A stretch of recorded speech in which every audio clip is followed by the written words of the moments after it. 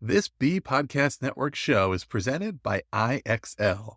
IXL's all-inclusive online teaching and learning platform simplifies edtech needs and accelerates achievement in 95 of the top 100 U.S. school districts.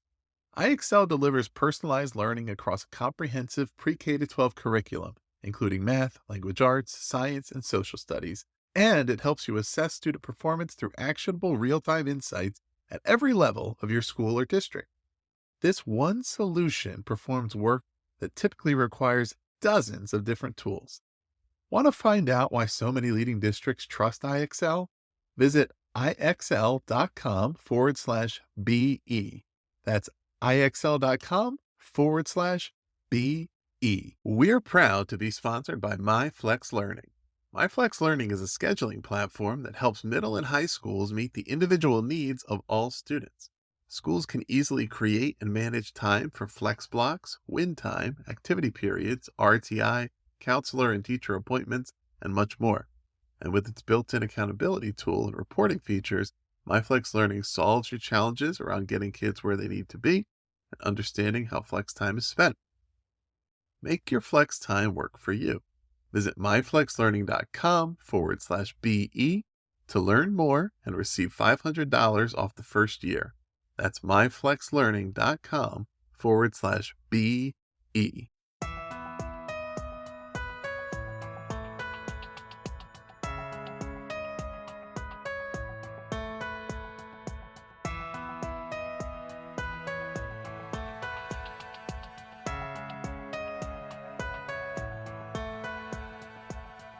Welcome, everybody, to another episode of the Authority Podcast on the B Podcast Network. Thanks so much for being here. As a leader, you understand that you rise to the top by excelling at doing the work, but once you're in charge, you have to recalibrate your focus to think about your team, your organization. And largely, it's so much about relationships, right? First and foremost, as a leader, it's the relationship you have with yourself. So these are some of the topics that are addressed in Rachel Ryder's book, Who You Are is How You Lead. And Rachel's my guest today. Rachel is a master coach. She's the founder of MettaWorks, and she had a distinguished career in HR and has since coached hundreds of business leaders at companies like GitHub and Okta, helping them to become high-functioning and self-optimized. Rachel, we have a lot to talk about today, so welcome to the Authority. Ross, thanks so much for having me. It's really good to be here. I wanted to start right with the title of the book, because I feel like that's kind of a thesis right there, right? Who you are is how you lead. Can you start us there by just talking about what's the meaning behind that and what you are proposing? Sure.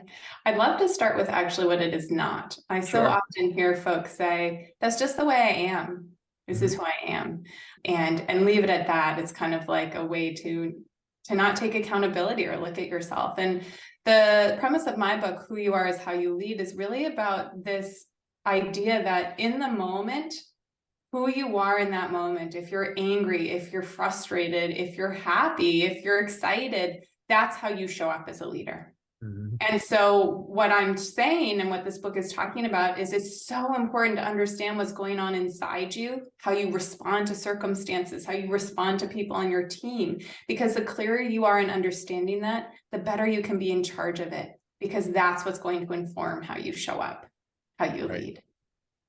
Right. And you have of course, a particular approach to coaching around a lot of neurological processes, which we'll talk about. And so certain things may or may not come up in your approach, but related to this, one of the things that often is part of discussions in various coaching contexts that some of our listeners may or may not be familiar with is kind of looking at the distinction between who you are, quote unquote, or who you think you are, and who you're being. Right. And that there are a lot of, as you said, sometimes that can be used as either a pessimistic phrase or an excuse, or this is who I am, and that indicates, well, I can't change or I can't do things that way. And sometimes there's that thought about, well, let's start by doing things differently, and then maybe you will feel like you're becoming a different person. Maybe at the very least, you'll feel like you're learning how to function differently in whatever role you're in, particularly for those who are interested, right? And we'll talk about coachability, of course, as we go on here. But, for leaders who are saying, well, I want to do well in my role, I'm open to change, but I just don't think I can change, or I just think I'm a certain way, to start by saying, well, let's think about how are you showing up, how are you being, how are you interacting with people around you. Let's set aside who you quote unquote think you are, your personality, all those things. We'll get to them right over time, but because it is that initial hurdle to get over is, okay, I have somebody who's saying I'm interested in this. I want to be better, I want to be great, but is it really possible for me? Or, as you say, once you get into that leadership position, quote unquote, whatever that is in your organization, the things that got you there are different than the things you have to do once you're there. Yeah. Right? Of course, some people are going to experience doubt. Some are just not going to know what they don't know. But how does that change? Once, okay, now I'm a VP, I'm a chief executive, I'm a school leader, I'm a whatever. And now my job, the things that caught the eye of the people Mhm. that put me in this position are no longer the things that are going to serve Yeah, it's so confusing to a lot of folks. I just want to normalize me. that you step into these larger roles because you've done so well at executing. And no one talks about the real job description. That's actually one of the first chapters of the book. I have a client once who said to me, "Why didn't anyone tell me it was all about relationships?" He was this VP of engineering. He kept getting promoted because he was really technically skilled.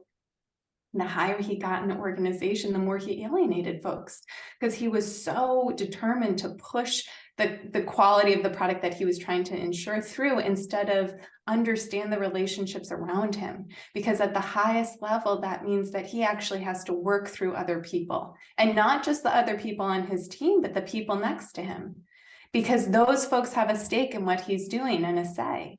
And so at the highest levels of an organization as a leader, it becomes very disorienting because very few people are saying, "Hey, I don't want you to pay attention to the goal. I want you to pay attention to the relationships to get you to the goal." Right. And that's the vital piece there. Underpinning relation. In my work, I've collaborated directly with hundreds of educators to support their success. Do you know which of their edtech frustrations comes up time and again? The sheer number of tools out there and the difficulty of knowing which ones schools like theirs are using to get results. iExcel is different. Not only does it perform the functions of dozens of tools, it's currently delivering results for 1 in 4 U.S. students, including those in 95 of the top 100 districts. Another major pain point that comes up: when a school is excited to implement a new tool only to find out the teachers hate it. Yikes. It helps to know that iExcel is loved and trusted by more than 1 million teachers, saving them time on prep work while enabling them to better support student learning. iExcel is research proven to accelerate achievement. Studies across 45 states show that iExcel schools outperform non-iExcel schools on state assessments. And independent research from Johns Hopkins University verifies that iExcel meets ESSA Tier 1 standards. With those results combined with iExcel's teacher-friendly reputation, what more could you ask for? If you have a goal to increase achievement for all students, make sure to find out what iExcel can do for you. Visit iexcel.com/BE for a demo. That's iexcel.com/BE. Relationships are interpersonal skills, interpersonal competencies. How teachable are those skills in your opinion?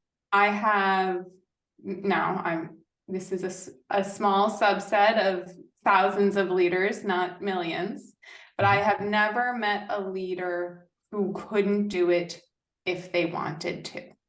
That's the piece. Someone needs to step into this work and be like, I want to look at myself to make sure I can change what's going on around me. The places where I see it is unsuccessful when that leader steps into the coaching and is saying, and that person's wrong, and this person's at fault, and I'm never going to be able to do this if none of them change. That's not fertile ground for a coaching relationship.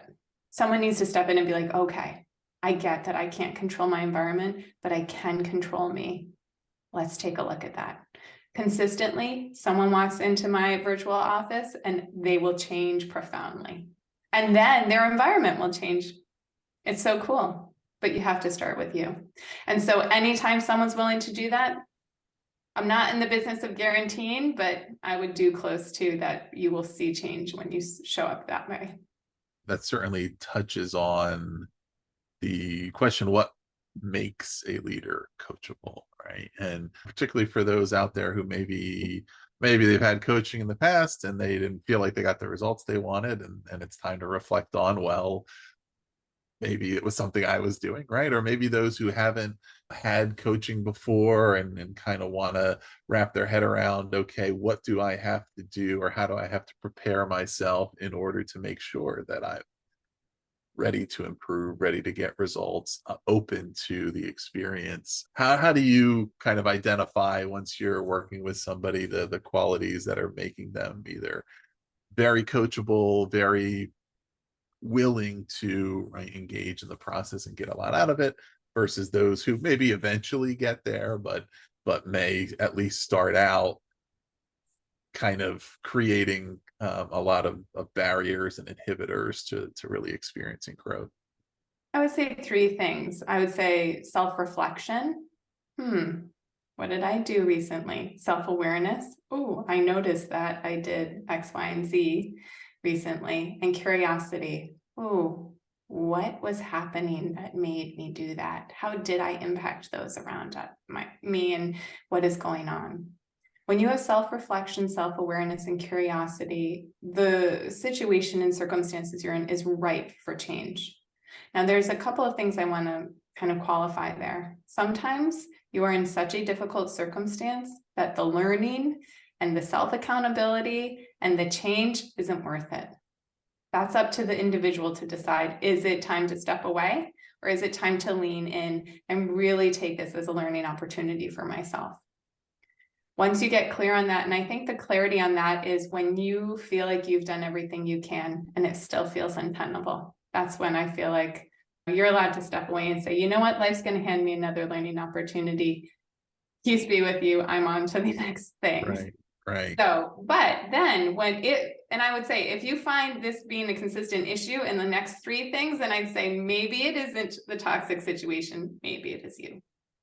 Maybe you need a different coach. But when you are starting to look at yourself and understand, how is my behavior impacting those around me? I was just we have a coach on our team, and I provide supervision to all of our coaches. And we were talking about a client of hers who's seen a profound level of change. This client was very senior in a very large organization, and the feedback that she was getting was she was showing up very frazzled and stressed and taking on too much, not empowering others, but then being critical. There was this kind of hero mentality, but then resentment and frazzledness around it.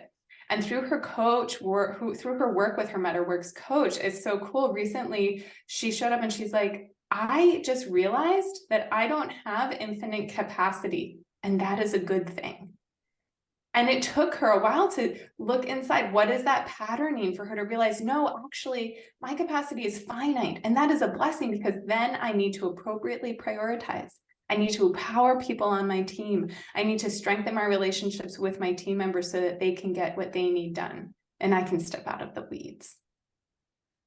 Yeah, that relates to, there's a process around teaching that a lot of our educator listeners will be familiar with, gradual release of responsibility, which is transitioning from more of a teacher-led approach to having the student take more ownership and kind of helping them build up their capacity, right, to take ownership of their learning over time, and that, what that process looks like. And similar thing with kind of that delegation. Okay, I'm in a leadership role, and the reason that I got into this role, right, is because I have a lot of expertise at doing these different things. However, my job description has changed. And how do I create the conditions whereby, number one, I am emphasizing and prioritizing building team capacity, right, and giving them opportunities to keep improving so that they can take on those responsibilities, but also aware of my ability to create the environment for that to happen. Because so often, sometimes maybe it doesn't happen because I'm in the leadership role and I haven't shifted my mindset accordingly, and I'm still doing the job that I used to do, and I'm not doing the job that I should be doing. Sometimes it could be I'm just failing to exhibit trust or to put myself in their shoes and understand that they want this growth opportunity. But other times it's okay, we feel like we're always fighting some tight deadline or some other kind of urgent conditions, and it's easier for me to just do this myself and get it done, because if I have them trying to learn, it doesn't quite go right, and then this thing happens and that thing happens. So there's also a thing to say, well, like, you have to stick with it and you have to be mindful, you have to be perseverant, you have to stick with it, and you have to do everything you can do to create the conditions to ensure that you're strengthening team capacity. And then in the long run, it will serve you, versus those short-term fixes that seem like they're easier, but really you have limited capacity, you're burning out, and you're not maximizing your team. Yeah, I love to say that the best and worst part of relationships is that you can't break them very easily. And so keep coming back and keep iterating and keep communicating and experimenting about what does it mean to empower someone else? How much do they understand what success looks like? Does it align with their interests?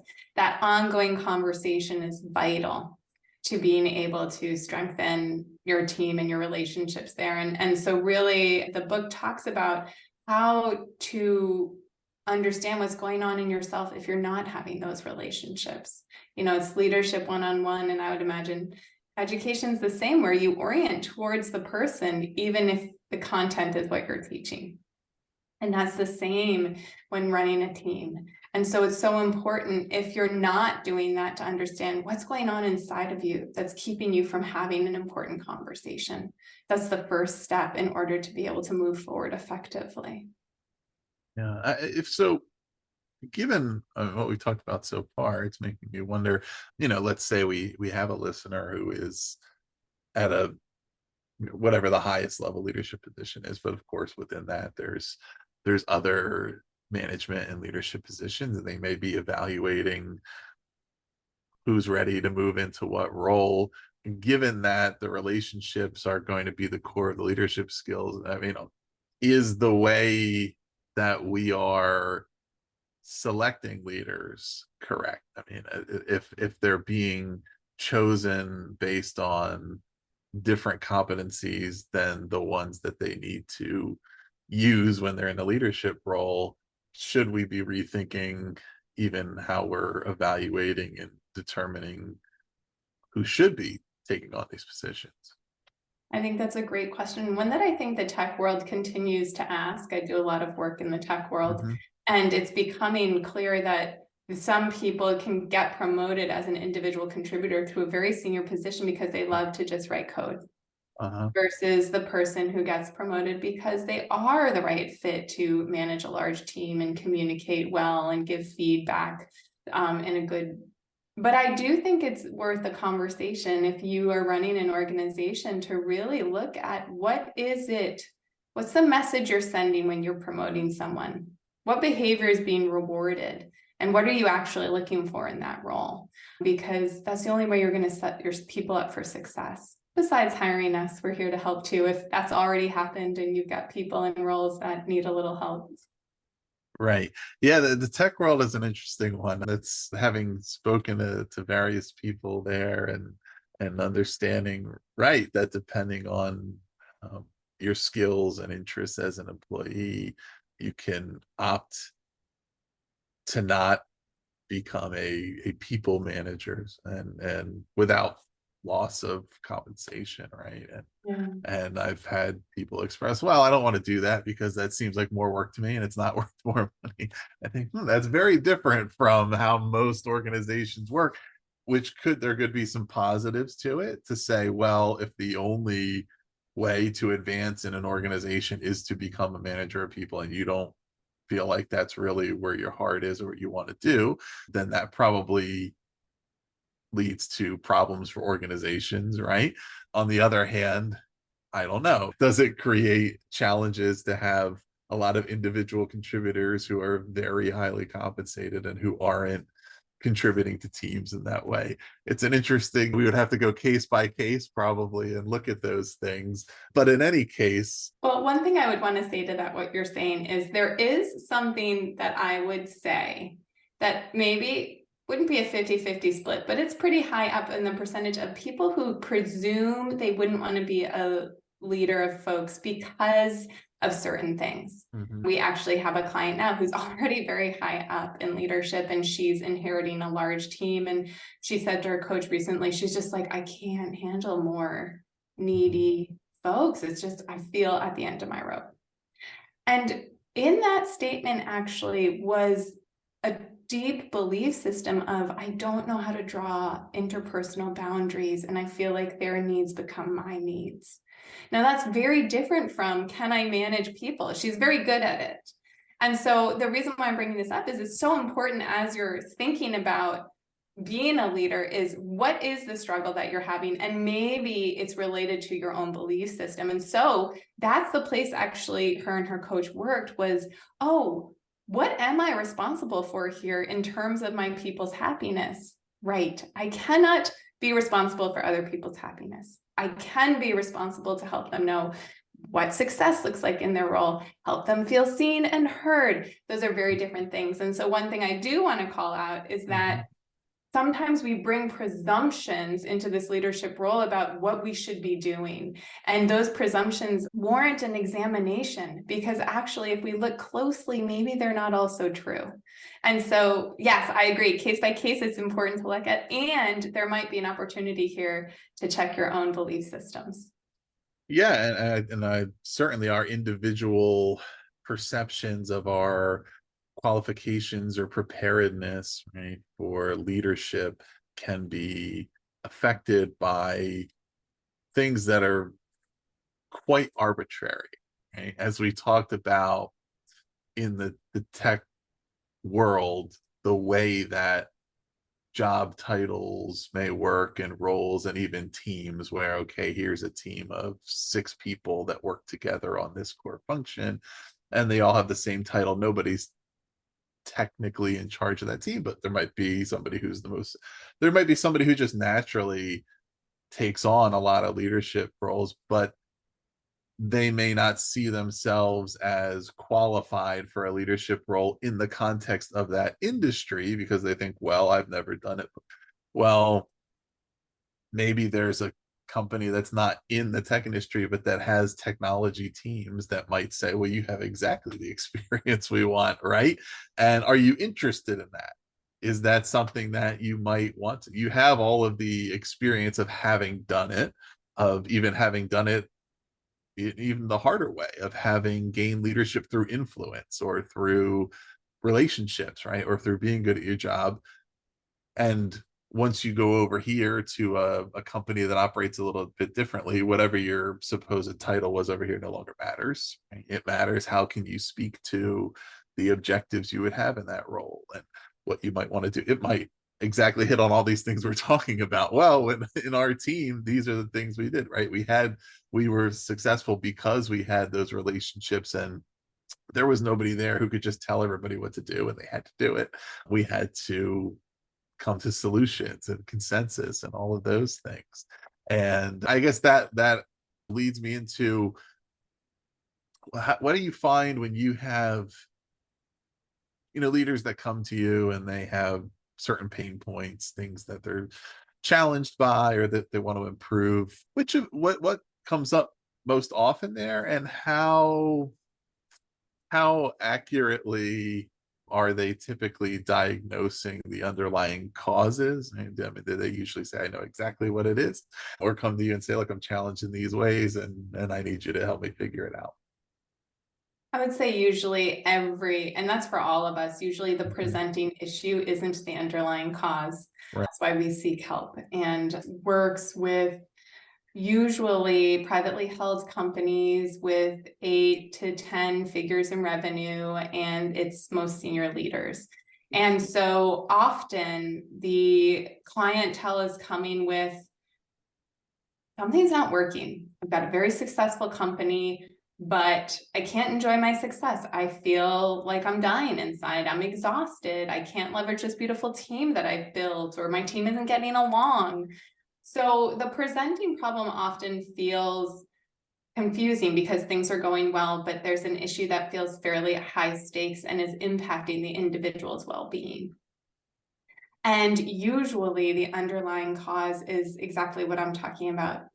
An understanding of our inner world and these deeply held belief systems that are creating conflict within the organization. So, like I said, that leader who was like, oh, more people, just more Right. needs that I need to fill. The belief system is, oh, I am responsible for all those people's needs.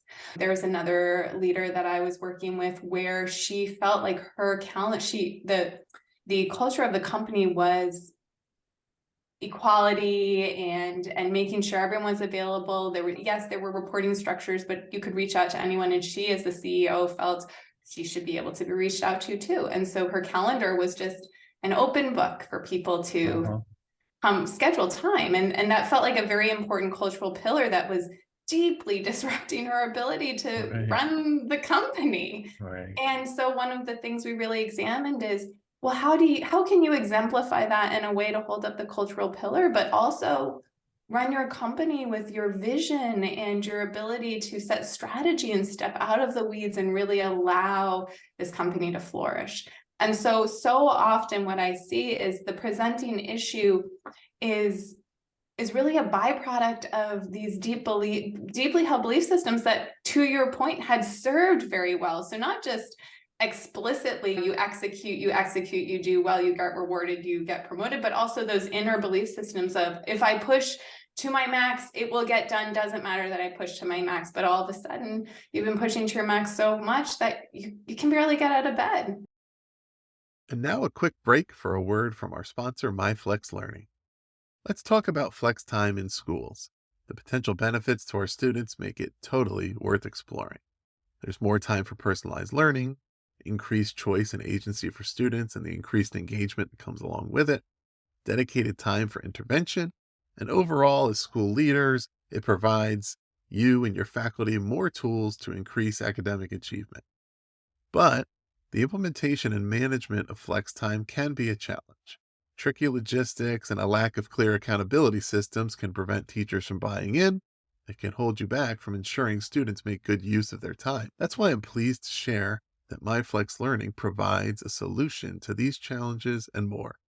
MyFlex Learning helps you create and manage flexible time for any purpose. And with the seamless SIS integration, a student locator, flexible daily rostering, and intuitive mobile app, it eliminates the common challenges of implementation and management. If you want to see for yourself, visit myflexlearning.com/BE to learn more and receive $500 off the first year of use. That's myflexlearning.com/BE. You'll learn all about MyFlex Learning, what it can do for your school, and you'll receive a $500 off offer for your first year. Check it out. I have a Mhm. CEO who came to me recently and was like, I literally can't even bring myself to look at my calendar. This is a multi-million-dollar company. And so one of the things we're examining is she has never created time for herself. And it's confusing. That's what got this company so successful. Is it okay Right. to do that now? And so that's what we're examining. How do you honor that golden nugget of wisdom that's gotten you here and just not let it be in charge anymore, where it doesn't have to come to the extreme? Yeah. Yeah. I mean, that's definitely something I would like our listeners to take away, particularly if they are unfamiliar with coaching and haven't done it before, is that there's so many insights and eventual decisions, right, that are it's situational. Things change, things evolve, right? It's not about, okay, which is the right thing to do and which is the wrong thing to do. I mean, sometimes something is clearly wrong, but usually it's okay. Each of these is objectively a good option, but which is the best one for us, right? Work with a variety of professionals on performance coaching around their own career, and a lot of them start with the pain point of, I think it's time for me to leave my job. I don't exactly know what I want to do next, but I think it's time to go. And that's fine, but we don't start by assuming that that's definitely the way it's going to go, right? We take a step back and look at everything and what's happening with work in your career and what are you interested in? How's it going? What's good? What's bad? What about other areas of life? What are your goals? These things. Okay. And sometimes it's like, yes, there's no way to get to what your goals are from where you are. Or sometimes there's just so much baggage associated with it for whatever reason that the only way to clear that out is, but sometimes it's okay, you can actually create the conditions for what you're interested in within where you are, but you just need to understand what's impacting you. Or sometimes it's kind of saying that what may have been the best thing before might not be the best thing anymore. What might be the best thing next is different. What's best for your company, for you as an individual, the thing that served you well to get where you are is the thing that's going to prevent you from getting where you want to go. And it's time to shift. And I think that's part of why it's such a helpful process, is because it's continuous, right? It's not, okay, let's sit down, let's get all the answers, and now you know exactly what to do forever, because organizations are living, they change, things are different. Sometimes just it's different people come and go, and now we need to operate a little differently. And an organization, of course, that continues to thrive is one that changes with that. I wanted to talk about the thing that really sparks those insights, which is the questions, right? It's asking the right questions. It's those prompts, those things that even in the circumstances maybe where a leader might sit down with you and say, everything's great, I don't have anything to talk about, right? That those right prompts can kind of start the wheels turning you when it's hard. And I think you make a kind of differentiation between a focus on thinking and thought patterns that's common in a lot of coaching, and habitual and emotional responses. And so from your approach, where do you focus, and what are some of the questions that would align to that, where you would start, and how and why do you contrast that with what might be more common among a lot of coaches? Yeah, so myself and my coach are trained as somatic experiencing practitioners, and the premise of that is that there's a great deal held in your nervous system, and that habitual responses actually live in your neural pathways and not your brain. And so when your brain and your body are at odds, your brain is like, I need to go to the gym, and your body's like, nope, I'm not getting out of bed. Who usually wins? Your body. If your body doesn't usually win, you're doing a great job. Maybe you don't need coaching to go to the gym, but that premise is taken into leadership. When you have in your mind, if you're at the level where you're like, oh, I know it's probably unhelpful to be screaming at my direct reports right now, and yet physically you cannot help yourself because you're frustrated, that's what lives in your body. And so our work is to help unravel those habitual responses in your neural pathways. And so often we need to facilitate a conversation between your head and your emotional experience, between your head and your felt physical experience, because when that conversation happens, that's when behavior shifts. And so often when a client is talking to me about a frustration about something they're having with their team, or how they're showing up with their team, the first place we'll go is, what did you start noticing in your body as this happened? my jaw started to clench, my heart started to beat. And that kind of tracking starts the steps to changing the behavior. But first, we have to cultivate an awareness around it. Yeah. And I mean, as that process goes on, I mean, we're starting with the openness to change, right? To engage in some difficult conversation, to think about some things that are not necessarily easy, that are going to require shifts. And then as the process continues, I mean, a huge part of it is the accountability piece, right? And having a coach that holds you accountable for making those changes, that as a leader, of course, having accountability among your team. And you write about compassionate accountability, and which reminds me a lot of the conversations we've had in some previous episodes, sort of around the upside of accountability on it, which is like accountability as a word typically comes with some negative connotations, maybe some negative emotional responses to what it is, and and how it can be used as a cudgel. But on the flip side, that accountability can also be the way of demonstrating authentic care for the other person, their outcomes, their improvement, etc. We've talked about this with teachers and students, right? How a teacher who, in the right way, passionate way, holds their students accountable for their work is showing that they actually are invested in that student's growth, that they're not just like turning a blind eye and saying whatever, do whatever you want to do. Same thing here, right? With leaders, and it has to be done in the right way, and it's about, what are the objectives, why are we having accountability, what's it for, what are we trying to do that enables, I think, probably someone to develop the right approach. Yeah, there's an exercise I really like to do around this to help someone, like you said, not use accountability as a self-criticism tool, but as a curiosity. And what I do is I have a client who kind of affectionately calls it having a summit. And it's the different parts within you, the different voices of what's going on. So my client is very self-critical. And the accountability piece is really, with the self-criticism, immobilizes her to action. And so really the accountability piece is to say, hey, this isn't working. So let's get curious about why, so that we can help you actually mobilize. And so what we do is we really have the different parts within her.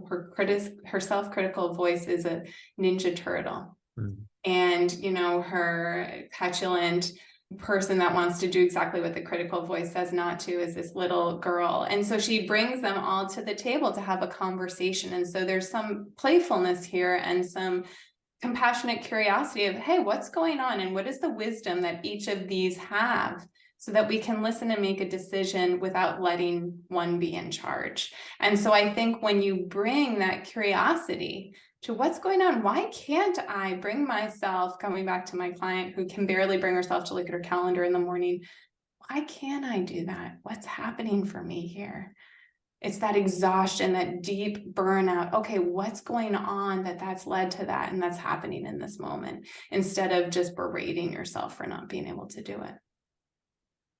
Yeah, and being tuned into the relationship is critical with the accountability piece. One, because it is how you establish credibility to have the accountability, right? And I'm only going to allow people to hold me accountable for things that I respect them and their intentions and my relationship to them. Otherwise, I don't really need to listen to them. But also because there is variability in what's that next step after we've failed an accountability test on something, right? And determining, okay, what is going to best serve this person next. Perhaps you've been through this with particular clients as a coach, certainly where let's say we had an agreement that the client was going to do a particular homework assignment or whatever before the next time we met, and they didn't do it. And now I need to determine what serves this person best. Is it, you know what, I'm not coaching you anymore until you're going to show more commitment to the process? Is it us giving them a second chance, right? And for different people, it's a different thing that's going to get them to where they need to be. And then in organizations, same thing, something slips, it falls, it doesn't quite go right. And now I need to make a decision about what is going to help this person best next time. If I don't have a relationship with them and I don't understand them and I don't really know, then I just have maybe a one size fits all, and I end up having a lot of attrition of talent, or I end up making completely wrong decisions about what goes next. I mean, I guess compassion without relationship it's something a little different. Well, and I think It's in all sympathy, those, maybe. yeah, well, and I think in all of those circumstances, the first question is, what happened here? Mm-hmm. I'm confused. I thought that the idea was X. Right. Why happened? Help me understand what happened. Did you understand the assignment? What got in the way for you? I really like to have the golden rule of three, that you have that conversation 3 times. What happened here? What's getting in the way? Let me clarify my expectation, my definition of success. And you tell me if that tracks with yours. And on the third time, there's consequence conversation. Mm-hmm. But the first couple of times, I guarantee you will be shocked, maybe often surprised by what the answer is.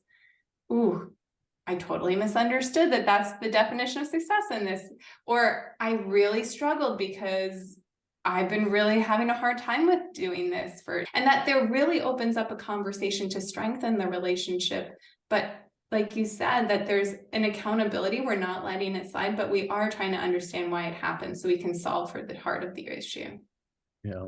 But what is your perspective on the importance of lived experience for the coach as it relates to those relationships? Sometimes maybe in being able to share some of it, but otherwise in just having had a variety of experiences and being able to kind of contextualize the challenges that leaders may be going through, even if they're not exactly the same as the things that you've done, or do you believe it's not as important? I think that the kind of coaching that you're offering is vital for fluency. So at MettaWorks, it's very clear. We don't do strategic coaching. We don't do organizational coaching. Yes, our coaches are familiar with that. But what we do is we help you understand your inner world so that you can show up and orient to your relationships in the context of your professional environment. We are deeply fluent in that. We have extensive training on the inner world in many different capacities. And so what I think is important is that we are experts in our field.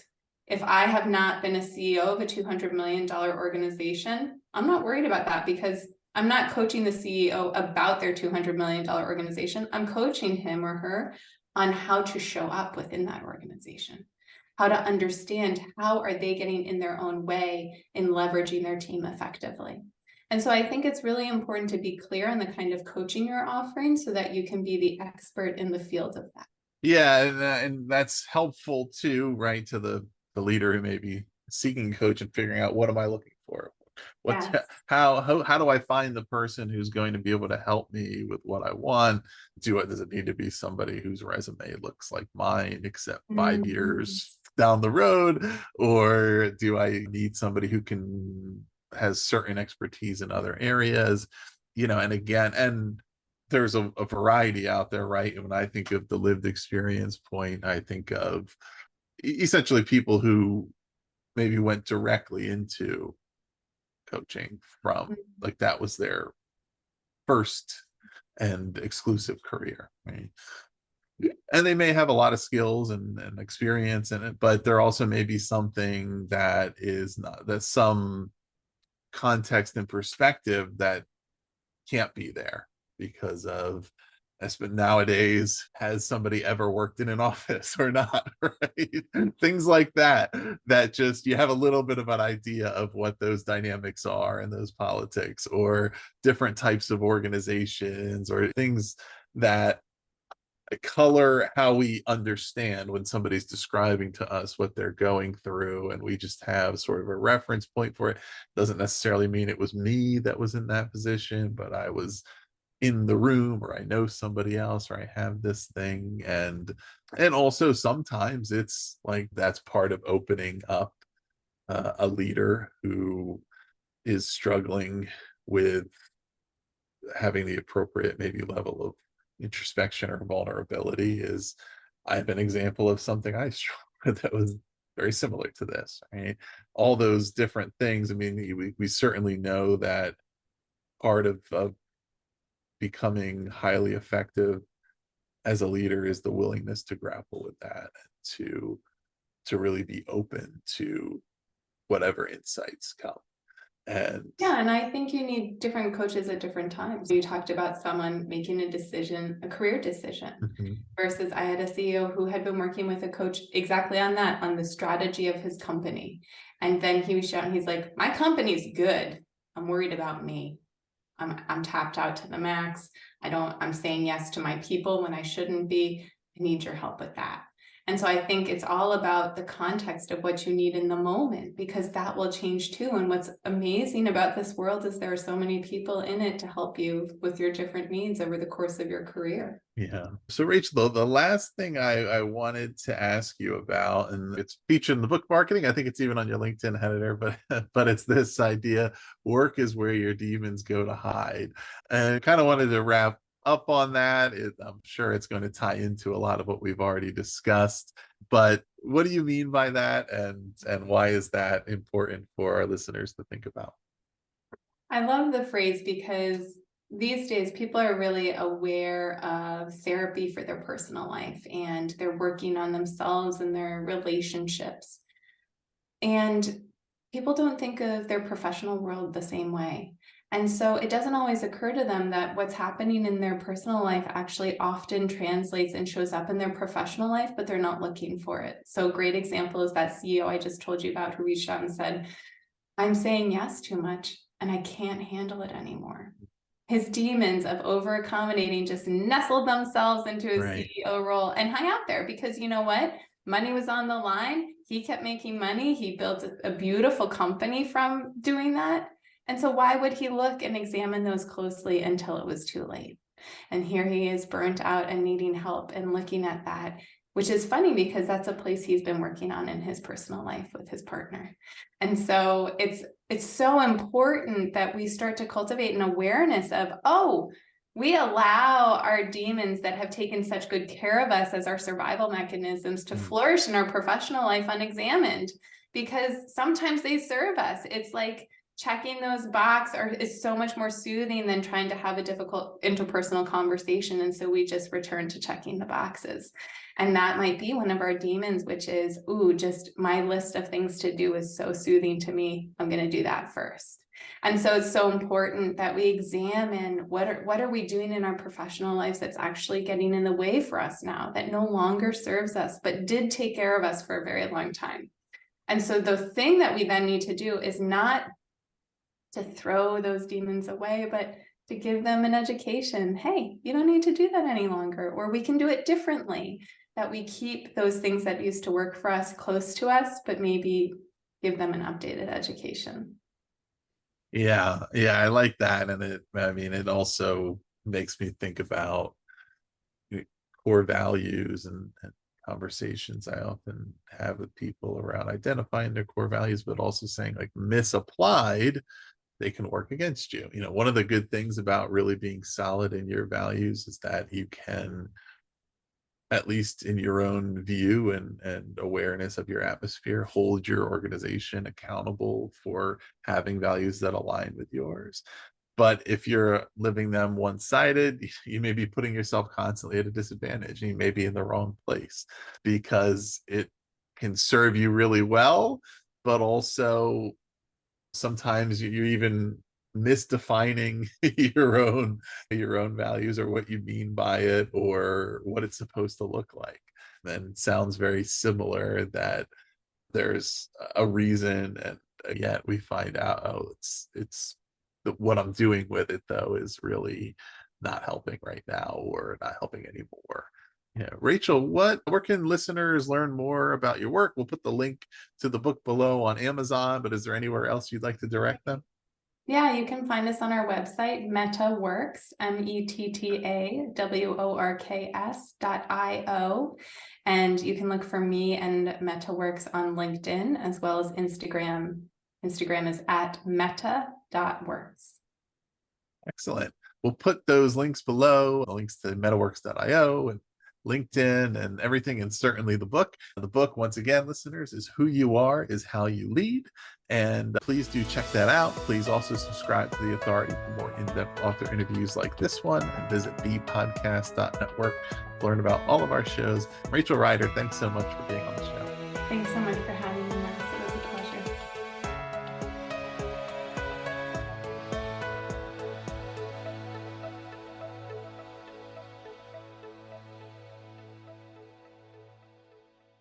This has been the Authority Podcast, hosted by Ross Romano, edited by Gage Sanderson. Do you want to simplify your school's technology, save teachers time, and improve students' performance on state assessments? You can do it all, but don't waste another minute. Head straight to ixl.com/BE to learn how IXL's research-proven teaching and learning platform can help you achieve all of these goals. That's ixl.com/BE.